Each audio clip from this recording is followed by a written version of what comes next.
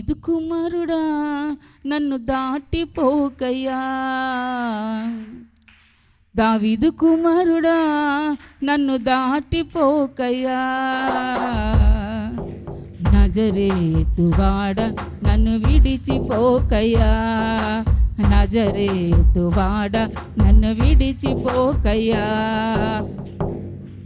నీవు తప్ప నాకీ లోకంలో ఎవరున్నారయ్యా, నీకుగాక నాలో ఎవరికి చోటే లేదయ్యా, నీవు తప్ప నాకీ లోకంలో ఎవరున్నారయ్యా, నీకుగాక నాలో ఎవరికి చోటే లేదయ్యా.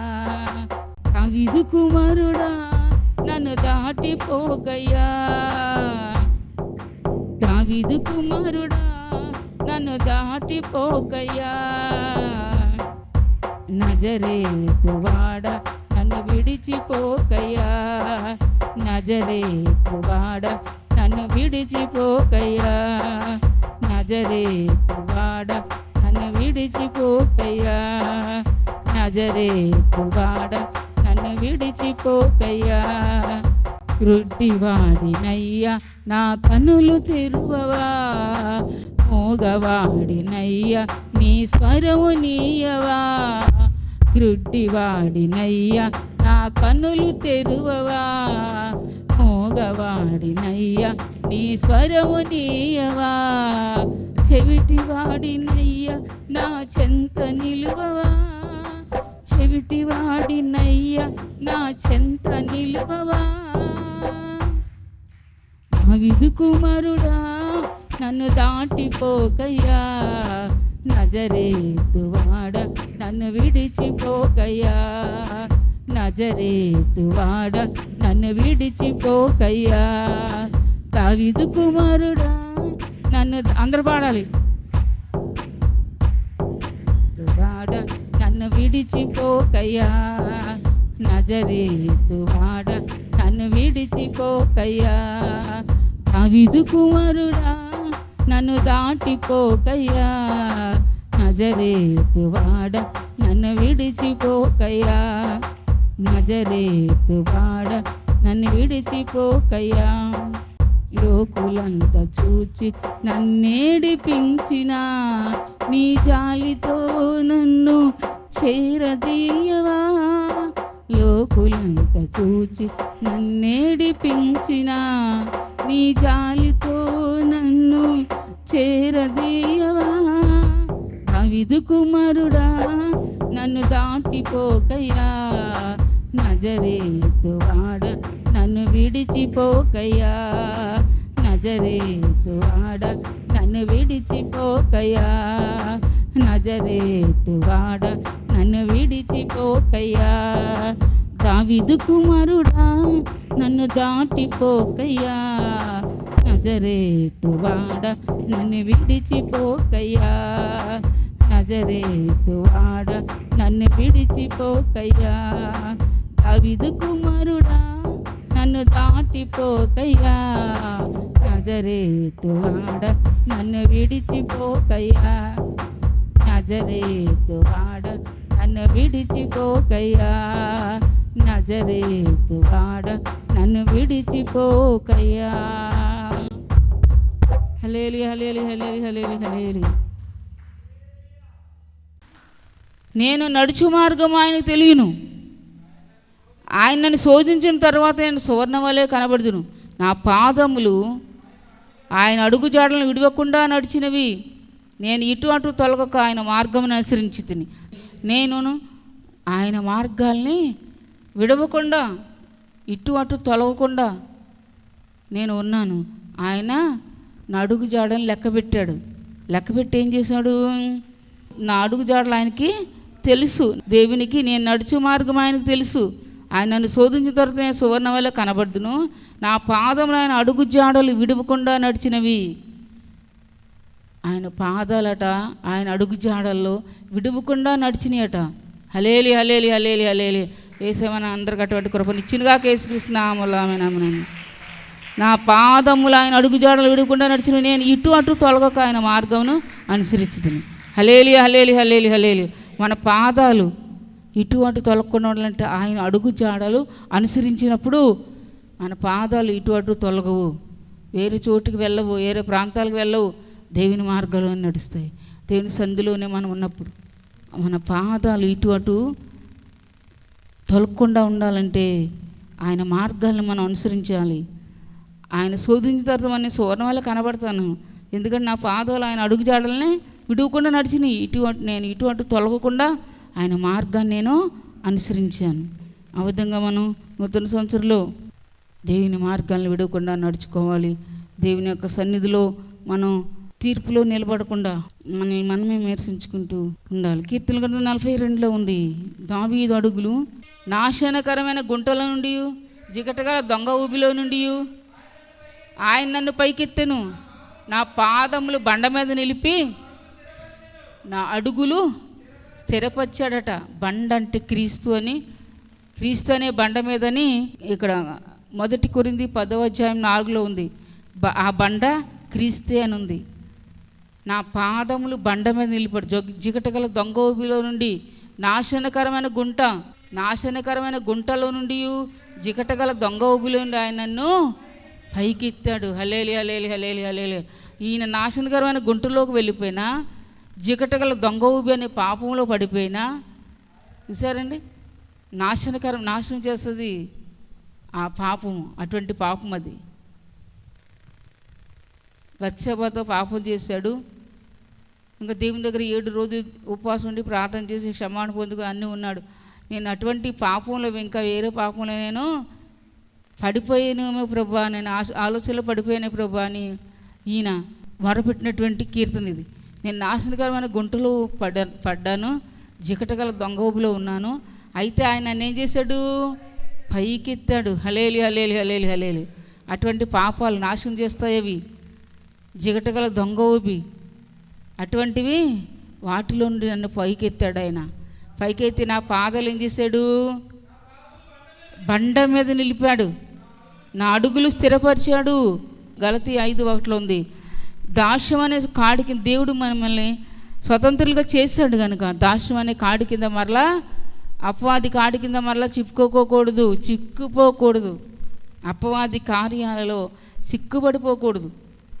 లూకా 5:29లో కూడా వ్రాసినట్లుగా. అయితే ఇంకా చాలా చాలా వాక్యాలు ఉన్నాయి. దిద్దుబాటు నీకు అసహ్యం కదా, నీవు నా మాటలను నీ వెనుకకు తుర్రొసెదవు. నీవు దొంగలను చూసినప్పుడు వారితో ఏకీపిస్తావు. కీడు చేయాలనే మాట్లాడతావు నువ్వు, ఎప్పుడు కూడా మేలు చేయడానికి మాట్లాడు. దిద్దుబాటు నీకు అసహ్యము. మనం దిద్దుకోవాలి. పిల్లలు స్కూల్కి వెళ్ళారనుకోండి, వాళ్ళు రాసిస్తారు, లేకపోతే ఏబీసీలు రాస్తారు. వాళ్ళు దిద్దకుండా వాళ్ళకి వచ్చేస్తాయి అవి. మనం చిన్నప్పుడు స్కూల్కి వెళ్ళాం, దిద్దకుండా వచ్చేసినాయా? లాయర్లు అన్న వాళ్ళ పిల్లలైనా, డాక్టర్స్ పిల్లలైనా, లేకపోతే జడ్జి పిల్లలైనా ఎందుకు స్కూల్కి పంపిస్తారు? వీళ్ళు జడ్జెస్ కదా, స్కూల్కి ఎందుకు పంపిస్తారు? వీళ్ళే చెప్పుకోవచ్చు కదా. స్కూల్ మంచి స్కూల్ ఏదా అని అందులోనే కదా వేస్తాం మన పిల్లల్ని. మంచి సన్నిధి ఏదే అని దేవుడు కూడా పెంచుకోమన్నాడు మనల్ని. ఆ సన్నిధిలోనే మనల్ని మంచి ప్రైజెస్ ఉంటాయి మనకి. దేవుని దగ్గర దడుచుకుంటే మంచి బహుమతులు ఉంటాయి. ప్రార్థనలు ఉన్నాయంటే, నువ్వు ప్రార్థనలోని పవిత్రతతో అన్నింటిలో దేవునిలో ఉన్నావంటే, పలానా సంధి నుండి వచ్చావని దేవదూతల పేరు చెబుతాయి లాస్ట్లో, ఎండింగ్లో. పలానా సంధిలో నుండి ఈ బిడ్డ వచ్చాడు, నా సన్నిధిలో నేను అక్కడ ఉన్నాను, అయితే ఈ బిడ్డ నాకు కనబడ్డా అని చూస్తాడు దేవుడు. ఆయన సన్నిధిలో ప్రతిసారి కనబడాలి. పాటల్లో ఉండాలి, ప్రార్థనలో ఉండాలి, అన్నిట్లో ఉండాలి. హలేలి హలేలి హలేలి హలేలి. అయితే సోదరి యాకోబు 5:8 ఉంది, ప్రభు రాకడ సమీపంగా ఉంది కనుక మీ హృదయమును స్థిరపరచుకోవాలి. మన అడుగులు స్థిరంగా ఉండాలి. ఈ నూతన సంవత్సరంలో మన అడుగులు ఎలా ఉండాలి? దేవుల్లో స్థిరంగా ఉండాలి. మన అడుగులు, మన హృదయాన్ని స్థిరపరచుకోవాలి. మన అడుగులు స్థిరపరచుకోవాలి. ఈ నూతన సంవత్సరంలో అబ్రహాం యొక్క అడుగులు విశ్వాసపు యొక్క అడుగులు. అబ్రహాము అడుగు వేస్తే విశ్వాసంతో వేసేవాడు. నేను అబ్రహాము దేవుడు ఎందుకన్నాడు? విశ్వాసానికి ఆయన తండ్రి, విశ్వాసులకి అబ్రహాం. ఇలా బైబిల్స్ అవేమీ లేనప్పుడే అబ్రహాము దేవుడిని నమ్మాడు. మనకు బైబిల్ ఉన్నాయి, భక్తులందరూ ఇలా నడిచారని తెలిసి కూడా మనం నమ్మలేకపోతున్నాం. యేసుక్రీస్తునామలో. అయితే ఈ నూతన సంవత్సరంలో అబ్రహాం యొక్క అడుగులు విశ్వాసంతో వేసిన అడుగులు కనుక మనం కూడా విశ్వాసపు అడుగులు వేయాలి. 1 పేతురు 2:20 ఉన్నాయి. క్రీస్తు కూడా మీ కొరకు బాధపడి మీరు తన అడుగు జాడలందు నడుచుకున్న వాళ్ళని మనకు మాదిరి ఉంచి వెళ్ళిపోయారు తండ్రి దగ్గరికి. మన కొరకు ఆయన ఏం చేశారు? బాధపడ్డారు. మళ్ళీ తన అడుగు జాడలో మనం నడవాలని మనకి మాదిరి. యేసయ్య అడుగులు శ్రమపడే అడుగులు. శ్రమపడ్డారు ఆయన మన కొరకు, బాధపడ్డారు, మన కొరకు మొహం మీద ఉమ్మేయించుకున్నారు, మన కొరకు ఎన్నో చేశారు. ఆయన అడుగు జాడలు మనం ఏం చేయాలట? నడుచుకోవాలట. హల్లెలూయా, హల్లెలూయా, హల్లెలూయా, హల్లెలూయా. దావీదుకి దేవుడు హెచ్చరించాడు. ఎలా? నాతాననే ప్రవక్తను పంపించాడు. 2వ సమూయేలు గ్రంథం 12వ అధ్యాయంలో ఉంది. నాతాను ప్రవక్తను పంపించి నువ్వు తప్పు చేసావని దావీదుని, రాజు దావీదు దైవజన్ ద్వారా హెచ్చరించాడు. దావీదు అన్నాడు, అయ్యా నేను తప్పు చేశాను, క్షమించండి అని దైవజన్ని అడిగి 7 రోజులు ఉపవాసం ఉండి ప్రార్థన చేశాడు. అందుకే దేవుడు నమ్మకమైన వరాలు ఇచ్చాడట, పవిత్రమైన వరాలు ఇచ్చాడట. హల్లెలూయా. 1 రాజులు 15:4. దావీదు హిత్తీయుడైన ఊరియా సంగతి యందు తప్ప తన జీవిత దినములన్నీ యెహోవా దృష్టికి యథార్థముగా నడుచుకొనుచు యెహోవా అతనికి ఇచ్చిన ఆజ్ఞల్లో దేని విషయమందును తప్పిపోకుండెను గనుక దావీదు నిమిత్తం అతని తరువాత అతని కుమారుణ్ణి నిలుపుటకును యెరూషలేమును స్థిరపరచుటకును అతని దేవుడైన యెహోవా యెరూషలేమునందు దావీదునకు దీపముగా అతన్ని ఉండనిచ్చెను. హల్లెలూయా, హల్లెలూయా, హల్లెలూయా, హల్లెలూయా. సరే, యెరూషలేములో స్థిరపరచట. దావీదు ఒక్కసారి తప్పు చేశాడు, మళ్ళీ ఎప్పుడు జీవితంలో తప్పు చేయలేదు. అందుకని అతని తరువాత అతని సంతానమైనటువంటి సొలొమోన్ని, ఇంకా అలా సంతానం అంతటినీ కూడా యెరూషలేములో ఒక దీపంగా దావీదుని బట్టి దేవుడు నిలబెట్టాడట. హల్లెలూయా, హల్లెలూయా, హల్లెలూయా, హల్లెలూయా. దావీదుని దేవుడు నిలబెట్టాడు కనుకనే జీవితాంతం కూడా దేవుడు దావీదు వంశంలో నుండే యేసయ్య వచ్చారు. చప్పలగొట్టలు గట్టిగా హల్లెలూయా, హల్లెలూయా, హల్లెలూయా, హల్లెలూయా, హల్లెలూయా. అది సహోదరుడే సోదరి, దేవుడిని ఈ రోజు హెచ్చరిస్తున్నాడు, గర్దిస్తున్నాడు, బుద్ధి చెప్తున్నాడు. మరి నువ్వు తప్పకుండా దావీదు నడిచిన మార్గాల్లో ఇంతవరకు ఏమేమి తప్పులు చేసాం మనందరం, కానీ ఎక్కడుండన్నా తప్పు చేయకుండా దేవుని దృష్టిలో యథార్థంగా నడుచుకున్నట్లయితే దేవుడు మన తర్వాత ఒక దీపాన్ని, మన పిల్లల్ని పిల్ల తరతరాలు దేవుని సందులో ఉండటానికి ఆయన కృపనిస్తాడు. దావీదుకు నాకు ఇచ్చిన శాశ్వత కృపను నేను మీకు ఇస్తానని ఇర్మియా గ్రంథం 32:3 వ్రాయబడింది. 32:3 ఇర్మియా. దావీదుకి ఇచ్చిన ఏంటి? శాశ్వత కృపను నేను మీకు ఇస్తాను అన్నాడు దేవుడు. చూసారు, దావీదు సంతానం శాశ్వత కృప ఎలా ఇచ్చాడు? ఆ సంతానంలో ఉండే యేసయ్య దావీదు కుమారుడుగా వచ్చాడు. దావీదు కుమారుడా నన్ను దాటిపోకయ్యా,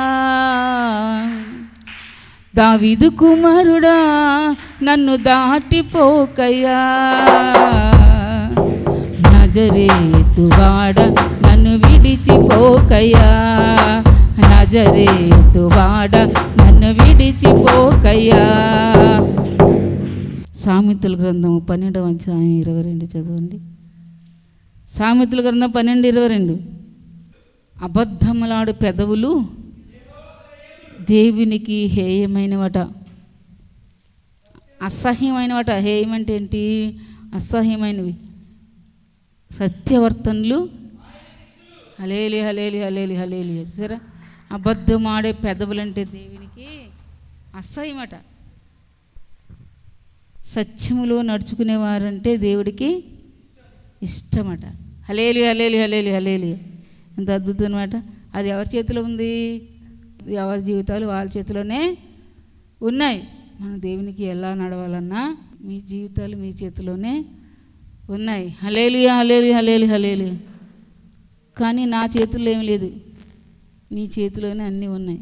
కనుక ప్రతి ఒక్కరు కూడా దేవుని సన్నిధిలో ఏం చేయాలి? భోజనము ముందే సిద్ధపరచుకోవాలట.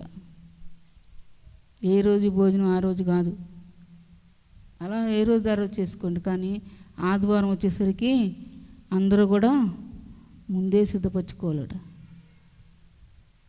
ముందు రోజే సిద్ధపరచుకొని తర్వాత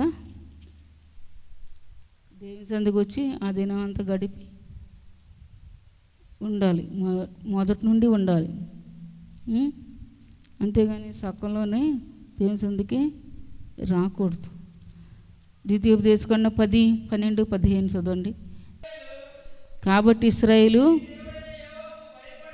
నీ దేవుడైన యెహోవాకు భయపడి ఆయన మార్గములన్నిటిలో నడుచుచు ఆయనను ప్రేమించి నీ దేవుడైన యెహోవాను నీ పూర్ణ మనసుతోనూ నీ పూర్ణ ఆత్మతోను సేవించి నీ మేలు కొరకే దేవుడు మీకు ఆజ్ఞాపించే ఈ దేవుని యొక్క ఆజ్ఞలను కట్టడలను అనుసరించి నడుచుకొనవలననే మాట కాక మీ దేవుడు యెహోవా మరి మిమ్మల్ని ఏం అడుగుతున్నాడు? అదొకటే కదా మిమ్మల్ని అడిగేది దేవుడు. ఆయన ఆజ్ఞల్ని అనుసరించి మీరు ఏం చేయాలి? నడుచుకోవాలి అని దేవుడు మనల్ని అడుగుతున్నాడు. ఆ మాట అడుగుతాడు మనల్ని. చదవండి నిర్గమకాండ 16వ అధ్యాయంలో 15. ఇశ్రాయేలు దాన్ని చూచినప్పటిది ఏమైనది తెలియక ఇదేమి అని ఒకరితో ఒకరు చెప్పుకొనిరి. మోషే ఇది మీ తినుటకు యెహోవా మీకు ఇచ్చిన ఆహారము. యెహోవా ఆజ్ఞాపించినదేమనగా ప్రతివాడు తన వారి భోజనం కొరకు ప్రతివాడు తన కుటుంబంలోనే తలకు ఒక్కొక్క ఓమేరు చొప్పున దాన్ని కూర్చుకొనవలను. ఒక్కొక్కడు తన గుడారంలో నున్న వారి కొరకు కూర్చుకొనవలను. ఇశ్రాయేలు ఇట్లు చేయగా కొందరు హెచ్చుగాను కొందరు తక్కువగాను కూర్చుకొనిరి. వారు ఓమేరుతో కొలిచినప్పుడు హెచ్చుగా కూర్చుకొని వారికి ఎక్కువ కాలేదు, తక్కువ కూర్చుని వారికి తక్కువ కాలేదట. అందరికీ సమానంగా వచ్చిందట. హలేలి హలేలి హలేలి. ఎంత అద్భుతంగా చూసారా? వారు భోజనానికి సరిపడేది ఉదయాన్నే లేచి పర్లో ఉండే మన్నా మంచుతో పాటు వచ్చేది. మన్నా దేవదూతల ఆహారం. అది దేవదూతల ఆహారాన్ని అరణ్యంలో దేవుడు తన ప్రజలకు ఇచ్చాడు. హలేలి హలేలి హలేలి హలేలి. అందుకే ఇశ్రాయేలు అరణ్యంలో 40 సంవత్సరాలు నడిచిన వారు కాలు వారిపోలేదట, బట్టలు కూడా పాతగిలిపోలేదట, చెప్పులు వారు కూడా తెగిపోలేదట. ఓ ఎంత అద్భుతం చూసారా! మన దేవుడు అంత అద్భుతాలు చేసే దేవుడు, ఆశ్చర్యకార్యాలు చేసే దేవుడు. హో రీ బాబా రీ కరవరాంతురా అని ఆశ. అద్భుతాలు ఆశ్చర్యకార్యాలు ఎన్నో ఎన్నో ఎన్నో ఎన్నో ఆయన చేశాడు. Hallelujah హలేలి హలేలి hallelujah. ఓ రీ బాబా రీ కరవరాంతురా అని. ప్రతి వారి భోజనం కొరకు ప్రతిరోజు లక్షల మంది, కోట్ల మంది ప్రజలు ఒకరిద్దరా అరణ్యంలో భోజనం పెట్టడం అంటే చిన్న విషయమా? అరణ్యంలో నడిపించడం అంటే చిన్న విషయమా? అన్నీ ఉంటాయి అక్కడ. అరణ్యం అంటే సింహాలు ఉంటాయి, పులులు ఉంటాయి, అన్ని జంతువులు ఉంటాయి. పగల మేఘస్తంభంలో, రాత్రి అగ్ని స్తంభంలో దేవుడు వారికి దారి చూపించేట. ఎలక్ట్రిసిటీ లేదు, దేవుడే వారికి దేవదూతల ముందుగా పంపించి దేవుడు ఆ విధంగా చేశారు. హలేలి హలేలి హలేలి. ఇశ్రాయేలు అట్లు చేయగా కొందరు హెచ్చుగా కొందరు తక్కువ కూర్చుకున్న వారికి తక్కువగా కూర్చుకున్న వాళ్ళకి తక్కువ కాలేదు, ఎక్కువ కూర్చున్న వారికి ఎక్కువ కూడా కాలేదట. వారు తమ ఇంటి వారి భోజనం సరిగ్గా కూర్చుకొని ఉన్నారట. మరియు మోషే దీనిలో ఏమీ ఉదయం వరకు ఎవరైనా మిగిల్చుకోకూడదని వారితో చెప్పాడు. మీరు ఈ రోజంతా తినేసేయండి, ఇది ఉదయం ఎవరు కూడా మిగిల్చుకోకూడదు. మిగిలింది తెల్లవారి పిల్లలు తింటారులే, మనం ఎక్కువైపోయింది దాన్ని మిగిల్చుకోకూడదట తెల్లవారికి. తెల్లవారు మా అన్నమే తినదు, ఎవరో ఒకరు తింటారు ఉంటే, అందరికి ఎక్కువైపోయింది కదా అని కూర్చుకోకూడదట. చూసారా? ఇంకేం చేయాలి మరి తెల్లవారికి ఉంచుకోకుండా? అయితే వారు మోసే మాట వినకుండా కొందరు ఉదయం వరకు దానిలో కొంచెము మిగిల్చుకొనగా అది పురుగు పట్టి కంపు కొట్టిందట. ఎందుకంటే దైవజనుడి మాట వినలేదు వీళ్ళు. ఉదయం వరకు ఉంచుకోవద్దంటే ఏం చేశారు? కొంచెం ఉంచుకున్నారట. పురుగు పట్టేసి వెంటనే కంపు వచ్చేసిందట. అప్పుడు మరి పడేయాలి కదా, దేవుడు బాధ కదా, వద్దన్నాడు దేవుడు. మోసే కూడా అలానే చెప్పాడు. అయితే కంపు కొట్టగా కొంచెము మిగిల్చుకొని కదా పురుగు పట్టి కంపు కొట్టిన మోసే వారి మీద కోప్పడగా వారు అనుదినం ఉదయంన ఒక్కొక్కడు తన ఇంటి వారి భోజనమునకు తగినట్లుగా కూర్చుకున్నారు. అప్పుడు ఇంకా అందరూ కూడా ఎప్పటికప్పుడు తగినట్లుగానే కూర్చుకున్నారు. ఎందుకంటే ఒకసారి పురుగు పట్టేసింది, కంపు కొట్టేసింది కదా, ఇంక రోజు అదే పని కదా. అందుకని వారు ఇంకా ఇంటి వారి భోజనానికి సరిగా కూర్చుకున్నారు. ఎండ వేడిమికి అది కరిగిను, 6వ దినమున వారు ఒక్కొక్కనికి 2 ఓమెర్ల చొప్పున 2 అంతల ఆహారం కూర్చుకున్నప్పుడు సమాజం యొక్క అధికారులందరూ వచ్చి అది మోషేకు తెలిపిరి. అందుకు అతడు, యెహోవా చెప్పిన మాట ఇది, రేపు విశ్రాంతి దినము, అది యెహోవాకు పరిశుద్ధమైన విశ్రాంతి దినము. మీరు కాల్చుకొనవలసింది కాల్చుకొనుడి, వండుకొనవలసింది వండుకొనుడి. ఉదయం వరకు మిగిలినదంతా మీ కొరకు ఉంచుకొనుడని వారితో చెప్పాను. మోషే ఆజ్ఞాపించినట్లు వారు ఉదయం వరకు దాన్ని ఉంచుకొనిరి. అది కంపు కొట్టలేదు, దానికి పురుగు పట్టలేదు. హలేలి హలేలి హలేలి హలేలి. సరే, ఏమర్థమైందమ్మా? ఏమర్థమైంది? 6వ దినాన్ని ఏం చేయాలి? 2 రోజులు భోజనం ఒకసారి కూర్చుకోవాలి. ప్రతిరోజు కనుక అలా కూర్చుకుంటే ఏమవుతుంది? కంపు కొట్టేస్తుంది, తెల్లవారికి పురుగు పట్టేస్తుంది. కానీ 6వ రోజున మాత్రం 6వ రోజుది 7వ రోజుది, 7వ రోజు విశ్రాంతి దినం కాబట్టి 2 రోజులు ఒకరోజు కూర్చుకొని వండుకోవాలో లేకపోతే కాల్చుకోవాలో ఎలా చేసుకుంటారో మీరు తినవలసింది తినండి, తెల్లవారికి ఉంచుకోవాల్సింది ఉంచుకోండి అన్నప్పుడు అలాగనే చేసినప్పుడు అది పురుగు పట్టలేదంట, కంపు కొట్టలేదట. హలేలి హలేలి హలేలి హలేలి. సరే, విశ్రాంతి దినాన్న ముందు రోజే ఆహారం కూర్చుకొని విశ్రాంతి దినమంతా నా సందులో గడపండి అన్నాడు దేవుడు. ఒక పూట తిండి లేకపోతే చనిపోతాం మనం. ఒక్క పూట భోజనం కొరకు జస్టతో కమ్మేశాడట. ఎవరో? యాషావు. అటువంటి వాళ్ళని దేవుడు ఏమన్నాడు తెలుసా? యాషావు అంటే భ్రష్టుడైనను వ్యభిచారైన మీలో ఎవరు ఉండకుండా చూసుకోండి అన్నాడు. ఒక్క పూట భోజనం కొరకు జస్టతో పక్క అంతా అమ్మేశాడు అన్నాడు. సరే, మనం ఒక్క పూట చనిపోతే ఏం చనిపో, దేవుని బలం మనలోకి వస్తుంది. హలేలి హలేలి హలేలి హలేలి.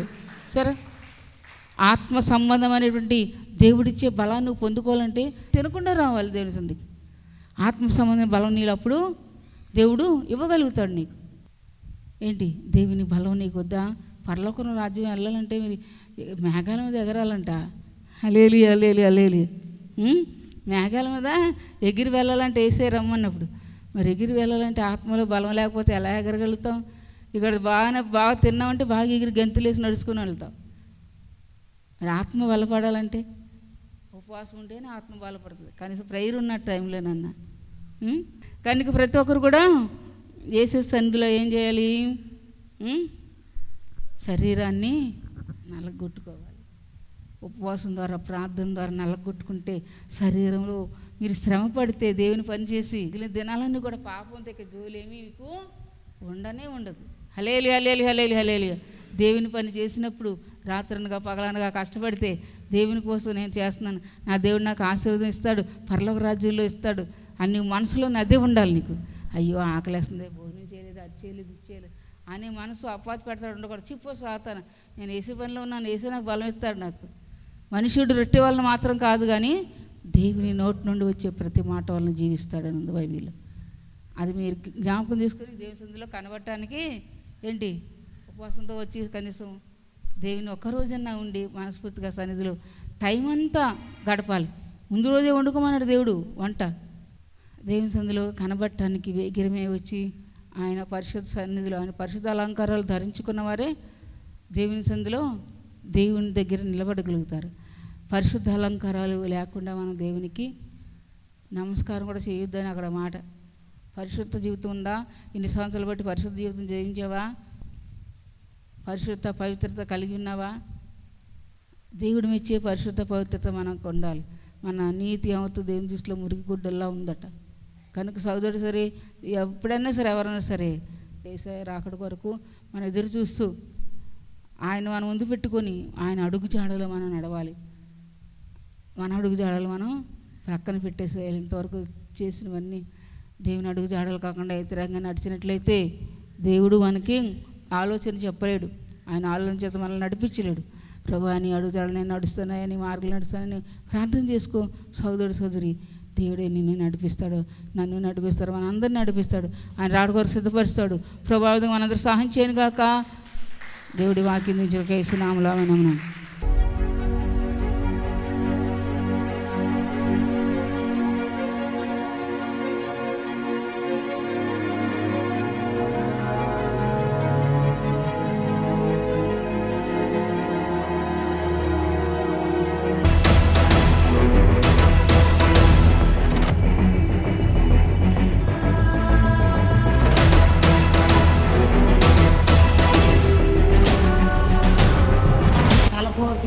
గ్యాస్ నొప్పి, నడుము నొప్పి ఇవన్నీ దేవుడు నన్ను స్వస్థపరిచాడండి. అమ్మగారు అయ్యగారు ప్రార్థన వల్ల నేను స్వస్థత పొంది ఈ చర్చి నుండి విడుదలగా వెళ్తున్నానండి. ఏ స్నామంలో బతులాడు ఏసై సాక్షి ఏసయ్య సాక్షి. ఇది కొద్ది సాక్ష్యం దేవుడు దీవించిన కాక. ఆమేన్. వచ్చేటప్పుడు చాలా బాధతో వచ్చింది. చాలా బాధతో వచ్చానండి. వచ్చేటప్పుడు మగత కూడా నొప్పులు ఇవన్నీ కూడా అమ్మగారు ప్రార్థన చేసి ఇవన్నీ నొప్పులు పోయినాయండి.